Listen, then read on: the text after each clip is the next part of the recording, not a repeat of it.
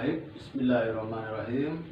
Assalamualaikum warahmatullahi wabarakatuh. Selamat pagi ibu-ibu semua. Terima kasih kepada semua ibu-ibu KPM kelompok 2 Kampung Pasanggerahan, Desa Neglasari, Kecamatan Pancatengah, Kabupaten Tasikmalaya. Pada pagi hari ini kita akan melaksanakan kembali pertemuan kelompok atau P2K2 yang rutin bulanan selalu kita laksanakan. Nah, seperti biasa sebelum memulai acara, marilah kita bersama-sama berdoa terlebih dahulu agar pelaksanaan kegiatan P2K2 pada hari ini berjalan dengan lancar. Berdoa mulai. Berdoa selesai. Baik, untuk tahap awal seperti biasa, bagi yang tidak hadir, kita absen terlebih dahulu ya. Siapa saja yang tidak hadir pada pagi hari ini, Bu?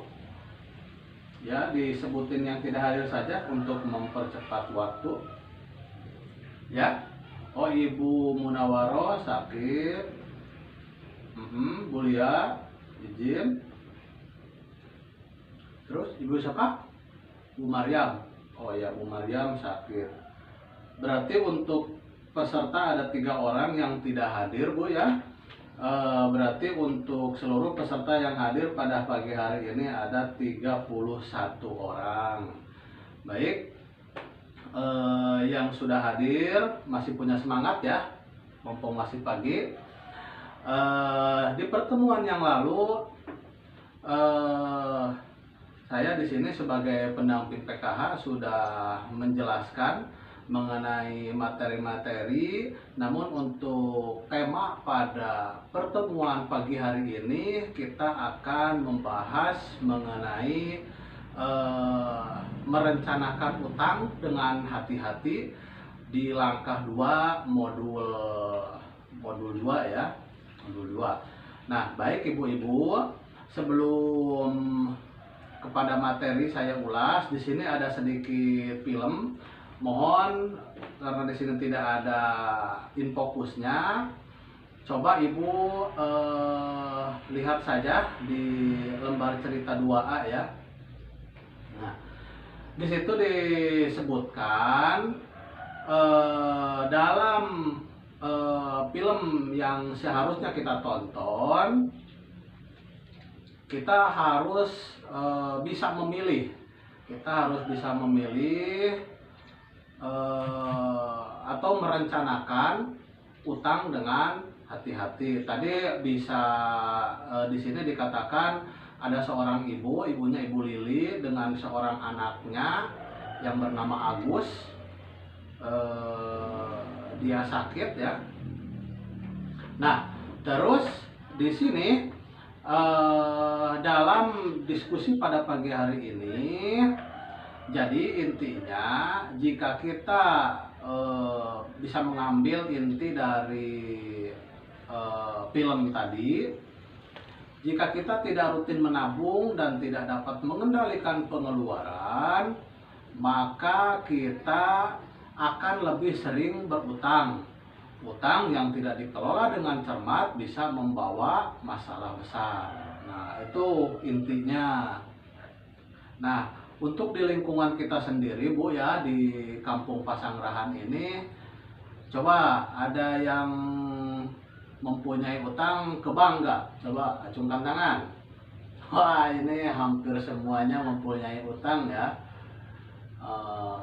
Tapi rata-rata di sini ke bank ya. Jangan ada yang ke bank emok ya.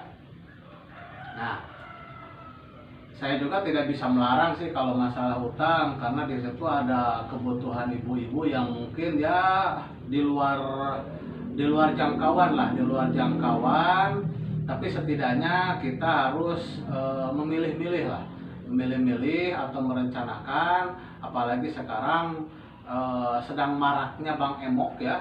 Jangan tetangga minjam uang, ibu juga ikut-ikutan meminjam uang tanpa merencanakan berhutang tersebut gitu ya, ikut aja hutang, ikut berhutang tanpa kita memanfaatkan uang tersebut untuk apa-apanya seperti itu.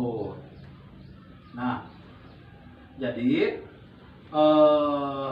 di sini juga disebutkan, jadi ada 5 hal yang harus ibu pertimbangkan sebelum memutuskan untuk berhutang. Nah, jadi jangan cuma ikut-ikutan. Jadi ibu harus memikirkan untuk apa kita meminjam uang tersebut. Kalau hanya panas baranda miluan kata tangga, peda tetangga nganyuk tanpa jaminan, terus kurang anggota. Nah, seperti itu tidak boleh Bu, karena nanti yang sangat dirugikan adalah ibu sendiri. Nah, itu yang pertama. Jadi ibu harus mengetahui tujuan ibu menghutang itu untuk apa. Terus yang kedua, apakah ada cara lain yang bisa dilakukan sebelum berhutang? Ya mungkin kalau di sini kan masih daerah pegunungan, daerah perkebunan, daerah pesawahan. Mungkin kita sebelum berhutang yang punya kebun kelapa bisa kelapanya dijual dulu, atau yang punya padinya dijual dulu. Jadi kita memanfaatkan yang ada dulu sebelum berhutang, karena anggap saja hutang itu jalan terakhir lah, jalan terakhir jikalau ibu kepepet. Nah seperti itu. Atau yang ketiga, berapa besar kita perlu meminjam. Nah kalau di Bank Emok kan ibaratnya semuanya 2 juta, 5 juta, nah seperti itu. Kalau kita kebutuhannya tidak sampai atau terlalu besar meminjam seperti itu, kita tolak atau kita jangan ikut-ikutan. Nah, jadi kita harus memikirkan. Contoh kalau penghasilan kita sehari atau sebulan 500.000, setoran 500.000, otomatis kan tidak ada untuk ke dapur. Nah, itu yang harus kita pikirkan. Jadi berapa besar kita perlu meminjam. Jadi kita harus menyesuaikan jumlah pinjaman dengan kemampuan kita untuk membayarnya. Nah, terus yang keempat yang harus dipikirkan, bagaimanakah kita dapat membayar kembali pinjaman. Jangan cuma mau pencairannya saja di awal, tapi kita tidak mau menyicil sampai akhirnya nanti motornya diambil bank atau kebunnya disita bank. Nah, jadi kita harus memikirkan juga bulanannya atau cicilan hutang yang kita pinjam. Terus yang terakhir, kemanakah kita dapat meminjam? Nah, kalau di wilayah kita taruh saja yang paling dekat kan ke bank ya, karena koperasi kan tidak ada, terus arisan jarang. Nah, kita mencoba membandingkan terlebih dahulu. Kalau di kita kan ada Bank BRI, ada Bank Mandiri, ada Bank BJB. Nah, kita bandingkan. Carilah tempat meminjam itu dengan total pengembalian yang paling murah. Contoh kan untuk BRI itu sekarang Bu ada program KUR ya, yang bunganya kalau tidak salah 0,2. Nah, Ibu bisa memanfaatkan. Ada yang KUR di sini? Hah? Oh iya, Ibu Hanisa ikut KUR ya. Berarti Ibu mempunyai usaha di rumahnya. Nah, bagus itu Bu. Jadi Ibu memilih total pengembalian yang dikatakan di buku tadi, pengembalian yang paling murah. Nah, kembali lagi kepada cerita film yang tadi di awal. Nah, di sini disebutkan, saya jelaskan aja ya karena tidak ada yang bertanya. Suatu hari anak Ibu Lili yang bernama Agus itu sakit demam berdarah.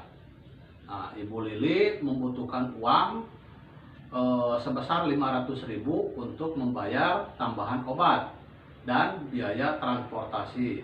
Nah, Pak Rusli baru saja memulai mengerjakan borongan pembangunan rumah selama 4 bulan. Sementara Ibu Lili baru mulai mengumpulkan uang karena musim panen sudah tiba. Dengan demikian, Ibu Lili terpaksa harus segera mencari pinjaman. Nah, kira-kira jikalau Ibu Lili meminjam uang, meminjam uang untuk keperluan anaknya yang sedang sakit, intinya mendesak lah. Kira-kira tepat atau tidak, Bu? Hah? Tepat? Tepat. Nah, benar, tepat sekali. Karena itu yang namanya kebutuhan, Bu ya. Yang namanya kebutuhan. Jadi kita harus bisa membedakan yang mana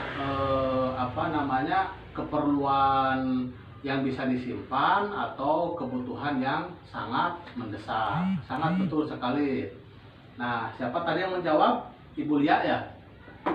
Nah, baik, beri tepuk bagus dulu untuk Bu Lia ya, biar tidak jenuh. Ayo, semuanya berdiri.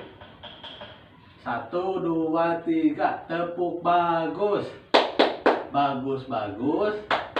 Bagus, bagus. Bagus. Nah, baik, inti dari materi pada pagi hari ini dibanyak-banyak juga nanti tidak akan masuk ya kepada ibu-ibu semua. Yang penting sedikit tapi kita bisa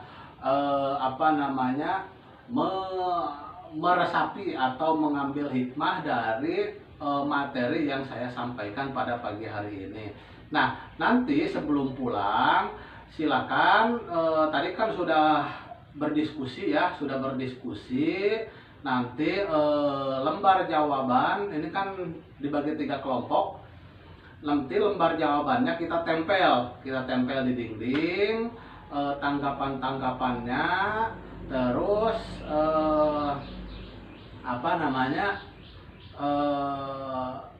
jawaban tersebut kita tilai satu sama lain. Contoh, kelompok 1 ditilai oleh kelompok 2, kelompok 2 ditilai oleh kelompok 3, kelompok 3 kembali lagi ditilai oleh kelompok 1. Nah, seperti itu.